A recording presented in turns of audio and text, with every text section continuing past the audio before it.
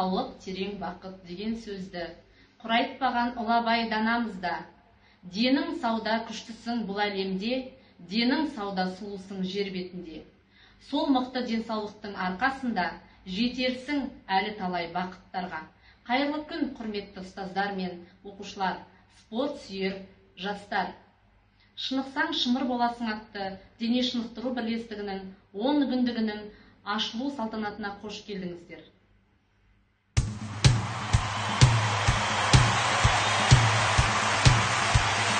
Спорт, спорт, спорт.